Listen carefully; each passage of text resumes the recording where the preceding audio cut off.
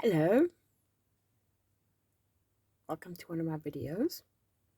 I've just made a video on the basic square, corner to corner, and I had mentioned the basic rectangle and then realized I didn't know what I was talking about as it had been so long since I'd made one. So I went to look on the internet on how to do the center section, which is in the green. My basic square pattern is my basic square video, so that's that. And the green, that section there, is what creates the rectangle. The paper's going up. So just like with the basic square,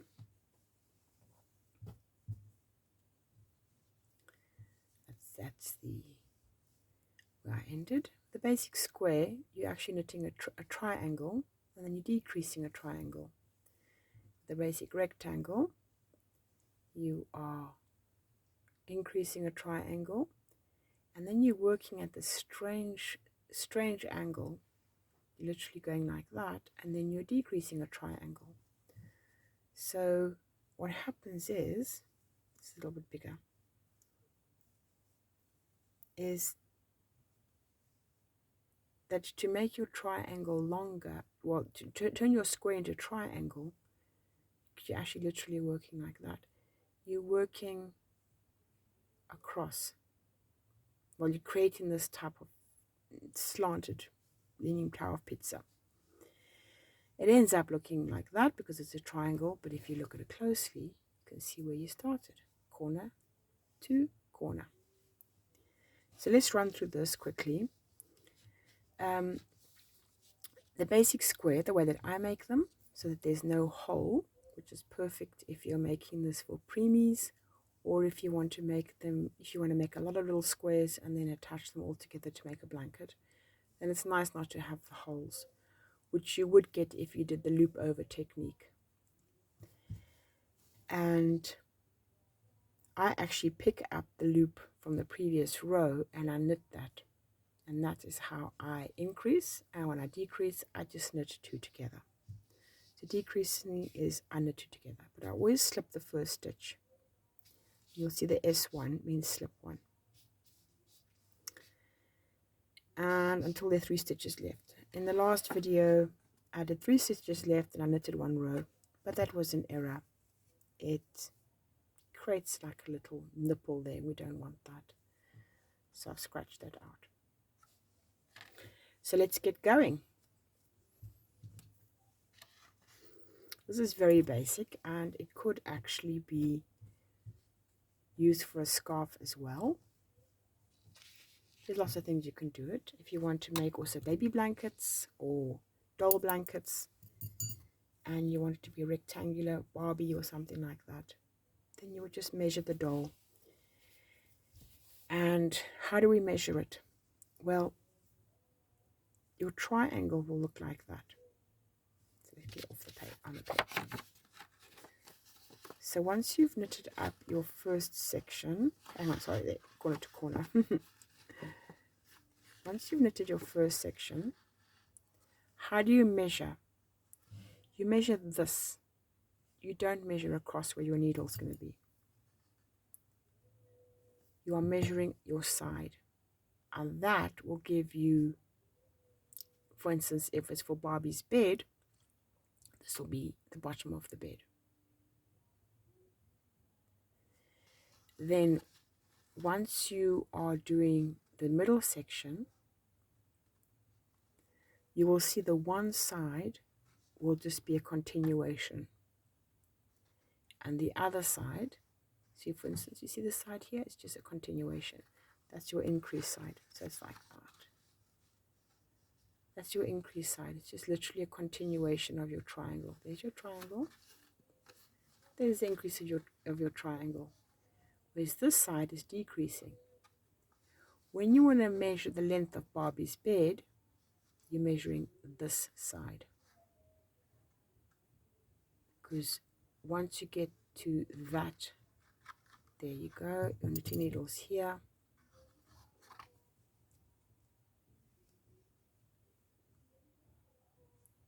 that will be the length of Barbie's bed. It'll start to make sense as you're working it, and then you'll only have a tiny little bit here that's your decrease. But then when you finish that last piece of the triangle, there we go, you'll be decreasing at the beginning of each row, and you'll get that last triangle. So it literally, it is like that. Bottom section 1, increase once each row. The section here where you increase at the beginning of the row and you decrease at the end of the row, and that one there where you'll be decreasing at the beginning of the row.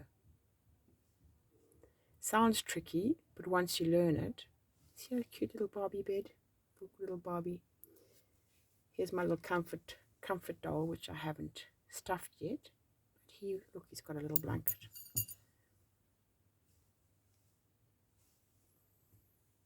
So for instance, if this was Barbie's blanket, you measured out Barbie's bed. Okay, this is a bit short for Barbie.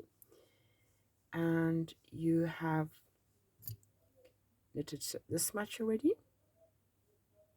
Then you would hold it like that. And you say, oh, I need to do some more. And you have to go all the way until you get to that. See there? Now you know that you have enough for the base of Barbie's bed. And then you'll be doing the next section.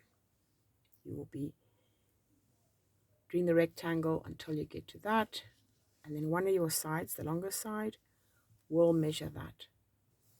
And then you start to decrease. Start here, knitting. That measurement is correct. And then you work that section. And once you have the longest, you'll see it. You'll start to decrease. So just keep your tape measure ready and the measurements that you want if you want a specific measurement. So for instance, if it's an incubator baby blanket, then they usually ask for 12 inches by 18 inches. So this would be your 12 inches and that would be your 18 inches. So you would start here, you would work your triangle, because remember you're working up, so it's a triangle until, and when it's a triangle like that, both will end, that there would be the same as that. They'd both be 12 inches. And then that's when you would start the next section. And when you got to 18 inches, you would decrease. Sorry for going over and over, but it's just, once you understand the logic of it, then you'll think, oh, okay, yeah, now I see how the rectangle's working.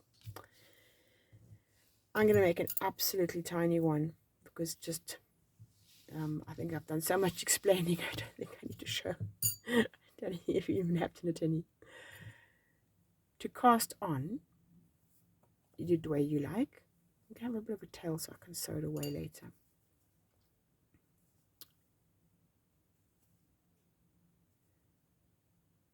Put my tail to the front. I made my slip knot. And then I've cast it on. Casting on one needle because I want my cast on to be small and tight. And then I am knitting my first row, knitting all 3 stitches, and that is my base. So cast on, knit 1 row. You can take a screenshot of that. You can cut it to size. Let me see, right, okay. So there, just screenshot that. Then you got digital memory. So knit 1 row, and the pattern increase is slip 1, knit 1, pick up loop, knit to end until desired side of short side of rectangle. Desired size of short side, okay. And you measure side of current work, not across the needles. So here we go. This is how I do mine. I slip the first stitch, I knit the next stitch, and then I pick up the loop created by the previous row, and I knit into that, and I knit to the end.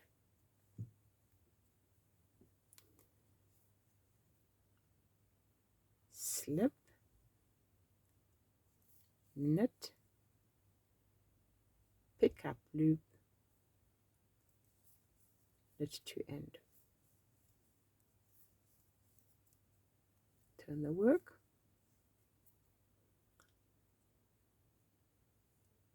slip, knit, pick up the loop. So now there is a loop between somewhere. You don't want that one, you want to have the stitch that is underneath, and that you will knit as well. Knit to end. My finger gets in the way, this little finger here. He works when there's only a few stitches. Slip, knit, pick up the loop,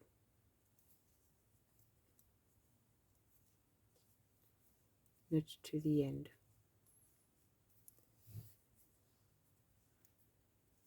And this is the rhythm.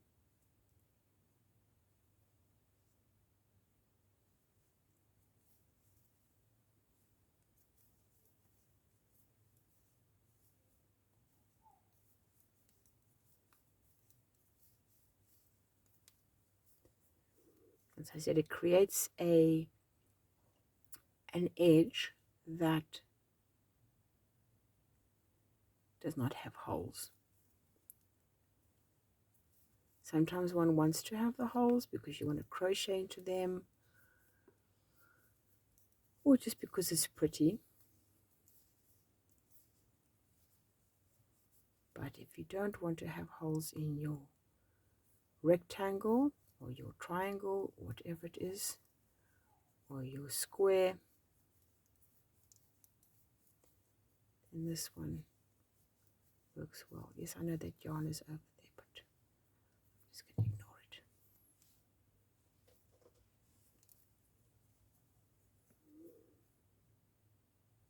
Now the one that I have just made had 17 stitches before I started the middle section.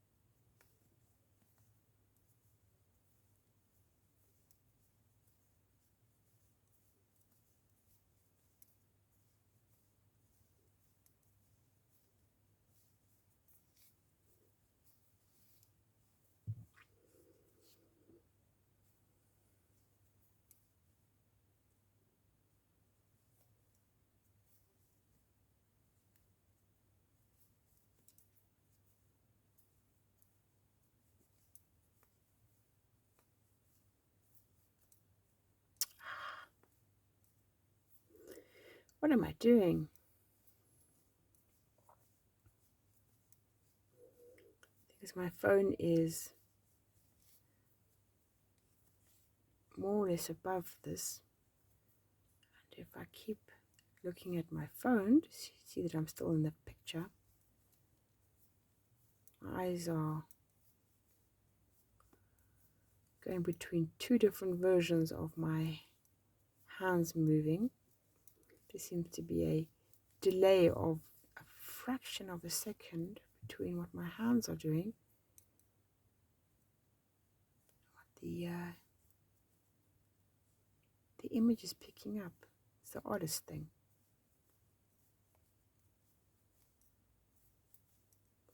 It's ever so slight, but it's very disconcerting. So to keep my eyes down, my hands are not at the screen.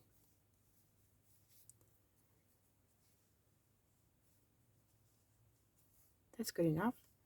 So what I did when I did it earlier was I put in stitch markers.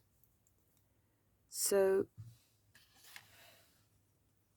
the green section, which is the middle, slip one, knit to end,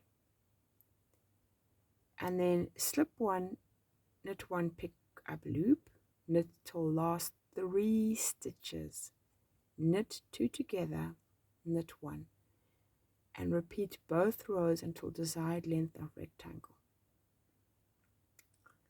So that does mean that one of the sides is going to have the work done on it, and the other side is going to be just a simple row of slip one, knit to the end. So I have my little markers here. I'll be starting off with my slip one, knit to the end row. So I slipped one, and I'm going to knit to the end.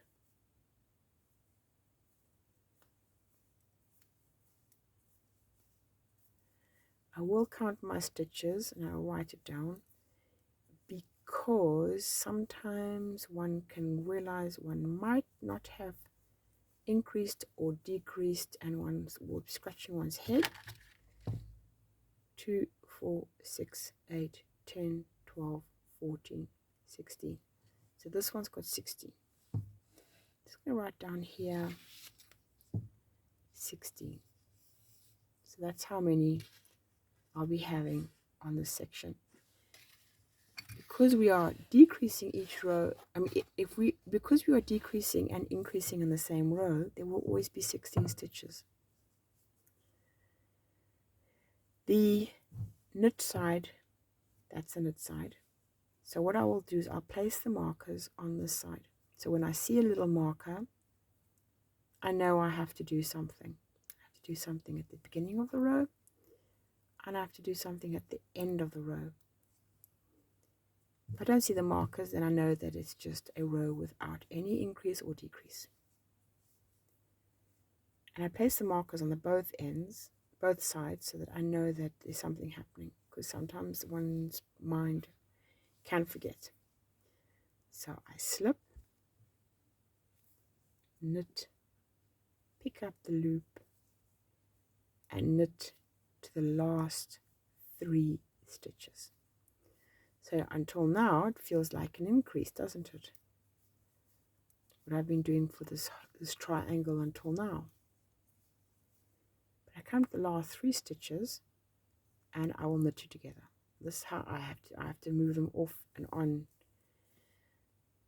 You did the way you do, because everyone knits differently. And knit the last stitch. And this is now the basis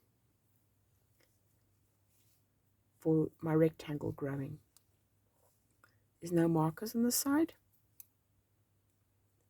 so it's just a slip and knit row.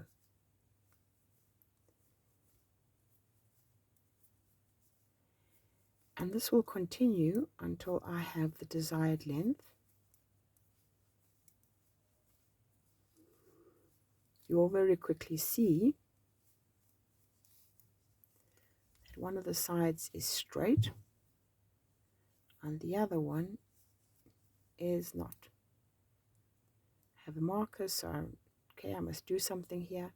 Slip, knit, increase, knit to the end, and then I think, well, actually no, I'm not knitting to the end because there's a marker there. What must I do when I see the marker? I must knit 2 together and knit 1. If the pattern's written out and it's at arm's length, then one can refer to it.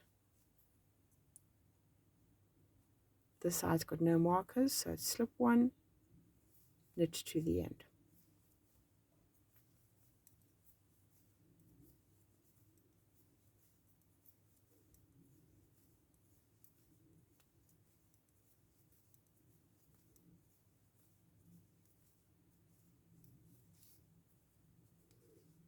markers. You'd obviously have to start moving your markers sooner or later, especially if you're working on a large blanket. Slip one, knit one, increase, knit, and there's a marker coming up.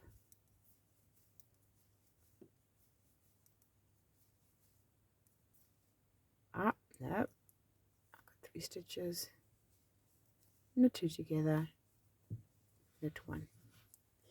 And what you will start to notice is that one of your sides goes in, that's where you're decreasing, and one of your sides continues straight, and that is where you're increasing. And now it starts to look like that. And if you remember Barbie's bed, here's Barbie. That's why all my other little men are in the wash. They're hanging up on the washing line, so I can't use them. But there we go. That's his little blanket. You can see, you can just continue until it's long enough.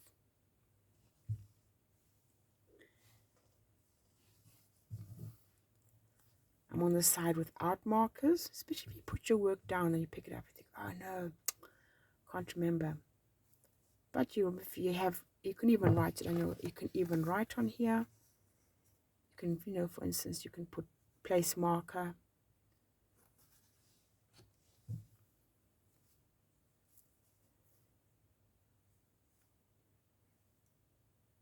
Slip one, knit one, no markers. So I'm not going to increase. I'm just going to knit to the end.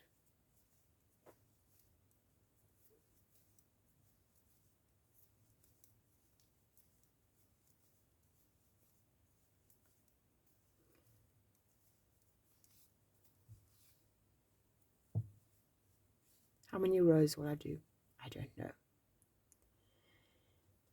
But when I have decided that I am going to change my middle section to my decrease section,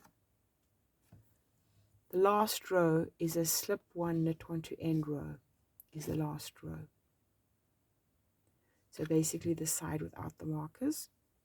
So I've done that. Now I want to decrease. So it'll be the side that the markers are on. Here gets a little bit tricky, but once you get the habit, because it's the same as the basic square, you are doing it at the beginning of the row. It doesn't actually matter whether you do it at the beginning or the end of the row. If you want to continue decreasing at the end of every row, you could quite welcome to do that. The result will be the same. But I'm going to decrease at the beginning of each row, simply because I like to be able to count the stitches. When I get here, sometimes because of the way my hand is, I can't always see what's coming up. So now I've got, this is a marker side. I know this is where all the action's happening. And how do I decrease? Same as I've been doing all along. Slip one, knit two together, knit to end. Slip one, knit two together, and then knit to end.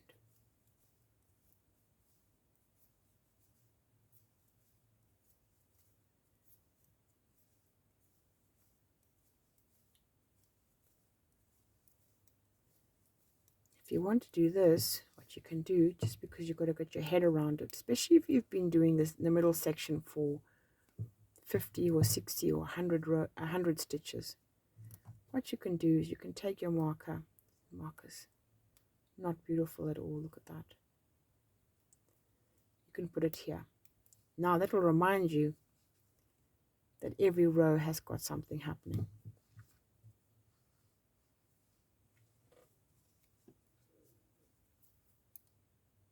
Slip one,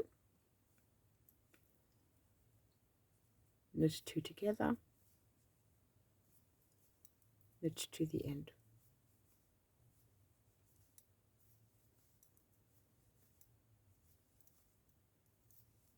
And it'll be a subtle reminder for you as well that because there's no marker at the end here, you won't be absent-minded and decrease. It's very frustrating if you've worked a few rows and suddenly you've realized that way down here you have erroneously increased or decreased.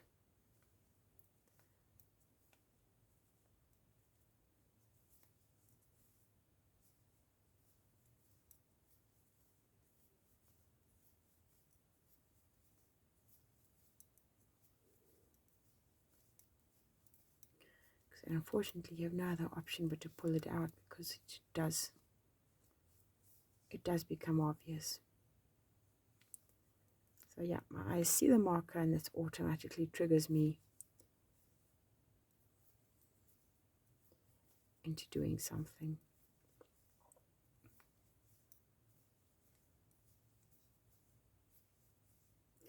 For some reason or other, I've noticed that when I'm increasing, when I've started off my triangle and I'm increasing, I don't need the prompter of a marker.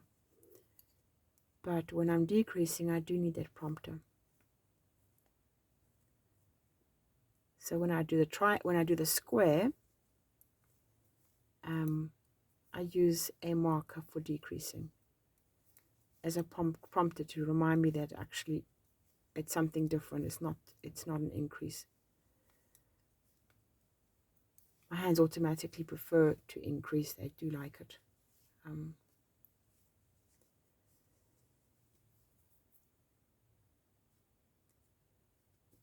This part goes quite quickly. And it can be quite exciting because you can see the home run ahead of you as there are less and less stitches.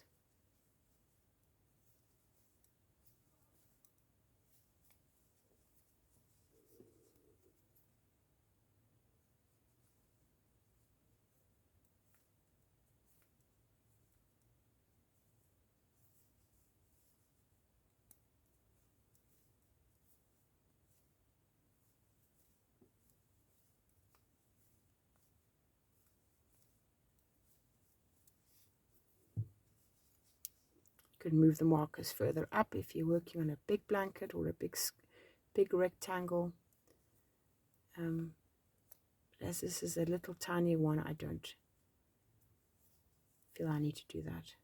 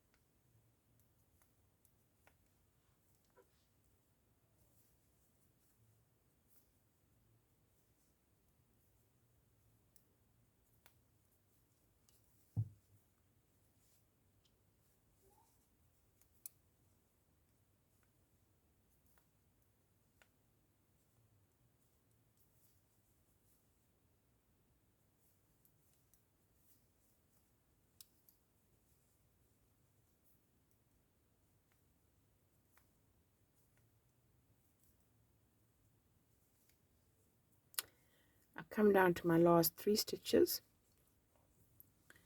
and that is the end. My basic square, I did send it 1 row, but as I said, that is not the ideal. Cut enough tail that you can sew in your ends. Pardon me about that. I need to have a cup of tea, I think. You take a large one for threading it.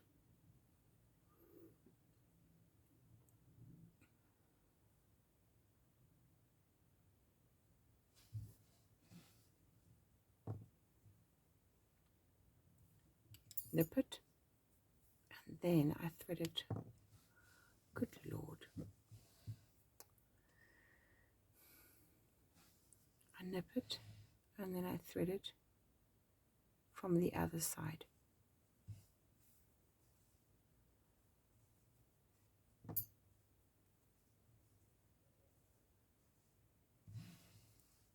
Take out my tags. I wasn't particularly careful with that second one. It's rather ugly stitch marker.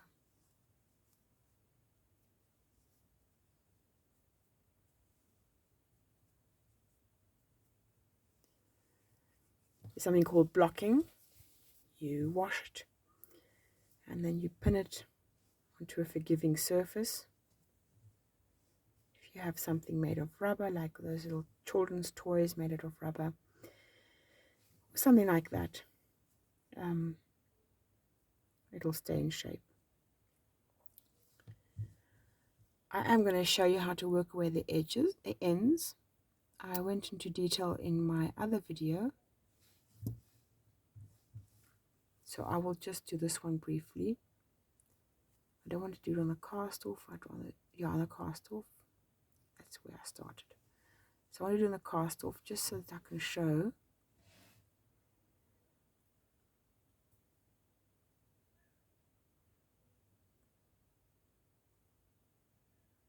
how to go. See, there's the cast off. You don't want to go back into that. You want to go over it. Some way or another, you want to anchor that. You don't want to go back into it. That should do the trick. Then what I do is I split my yarn up. Do however you want to. Do it with your fingers or with a needle. Just unravel them.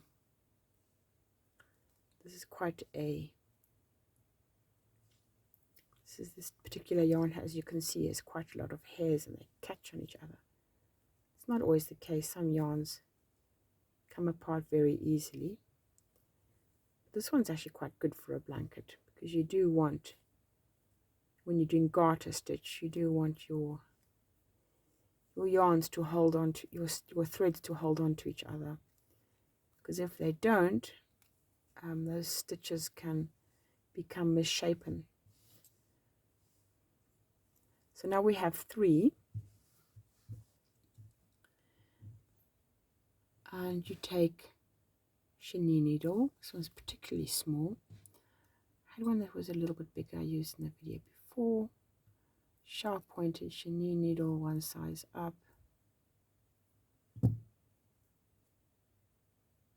He is one size up, believe it or not, he is actually. Got a bigger eye. And then this is what you do to all of them. So I'm just going to show it for one. If you want to have a longer instruction, then my previous video will show you.